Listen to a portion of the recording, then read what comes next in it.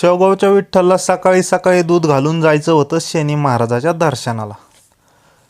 तर तुम्ही म्हणता शनी शिंगणापूरला जायचं होतं का? तर नाही.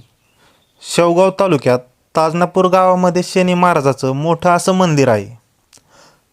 तिथं गेलतो आपण दर्शनाला. देवाला तेलहार घातला, दर्शन घेतलं आणि बाहेर आलो. बाहेर साबुदाणा खिचडी तयार होत होती आणि थोड्या वेळातच आरतीला सुरुवात झाली. आरती झाली आणि तिथं दोन छोटे छोटे मुलं आली. ते म्हणे, तुम्ही शेवगावचे विठ्ठल का?